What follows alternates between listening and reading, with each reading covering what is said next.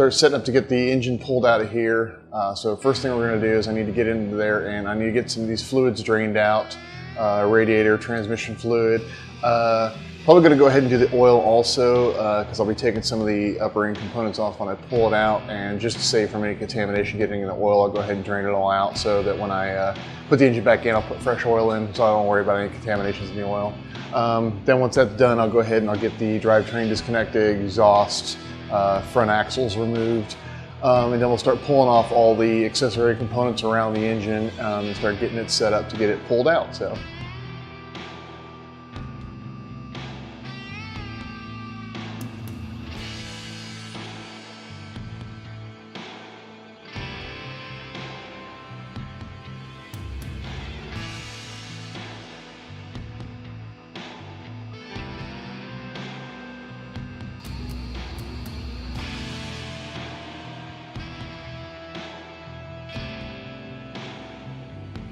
Sure, you saw in the last video the absolute mess this radiator made when I opened up the drain cock on the bottom of it. Well, this is a typical design flaw on some of these aftermarket radiators. They put the drain cock right above the cross support here. So the second you open it up, it basically just sprays right on top of these cross supports and just goes pretty much wherever the hell it wants to. So the stock radiator itself, at the drain cock, there's actually a hose that opens up and drops the fluid or the antifreeze and everything straight down into a pan, instead of basically just blasting it on the back of the engine and all over this frame support here, which makes an absolute friggin' mess when you try to drain these things out.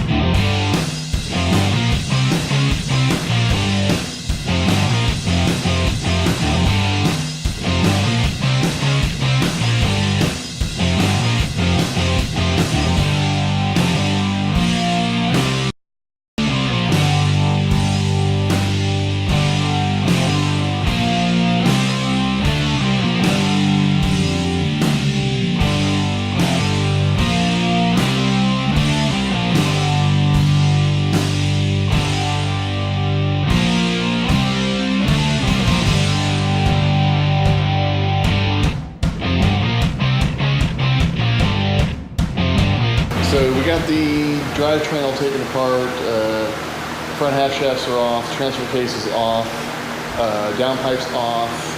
I wanted to point out that when we took the passenger side axle off, I had to remove the battery tray. And one thing I always run into, because I run just a regular wet battery, batteries plus, not an Optima, not seal core gel or anything like that, is that these battery trays rust out real bad because the batteries leak. No matter what you do, they're going to leak. If it's wet, it's going to vent, it's going to leak. Not only is it leaking all over the battery tray, which this is powder coated, you can see it's starting to eat through the powder coating, is that it's also spilled down onto the transmission mount point here and the worm gear clamp for the turbo intake pipes. So what we're going to do when we get all this stuff cleaned up and we put the engine back together, we put the battery tray back in, we're going to put a polypropylene battery tray in here, a lipped one that'll catch a lot of that stuff. And underneath that, between that and the battery, we're going to put a battery mat, which is an acid neutralizing mat. Should help any spillage that comes off the battery if the battery spills or whatnot.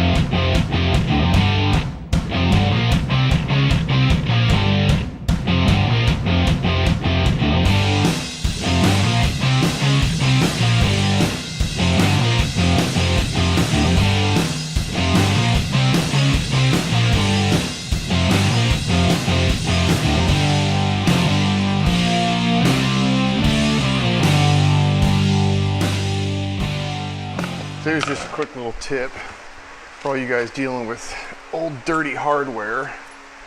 Get you one of these vibrating tumblers from Harbor Freight. And don't buy their media because it's overpriced. But go down to pet store and pick up this lizard bedding. It's made from crushed walnuts, which is pretty much the same stuff that Harbor Freight sells. But you can get half price at the pet store most of the time, depending on where you get it from. And go ahead and use that. Now what I'm taking here is I'm taking this huge box. This is just random, dirty, oily parts that I've got from the last car I parted out. I usually save all the hardware because you never know when you're going to need another nut and bolt or something. And I just dump it in here and I'll let this thing run for about an hour, maybe 2, depending on how bad it is. And I go ahead and I pull it out. And when I do, it's pretty much spotless. I've got no oil, no buildup, no nothing on any of the hardware. Now this stuff is not to be used, it's not a rust remover. So I won't remove rust, won't remove paint, as you can see here. But what I'll do is after I get all this stuff cleaned, then I'll go ahead and I'll dump the walnut shell media out into a clean container, because this stuff's good for a long time.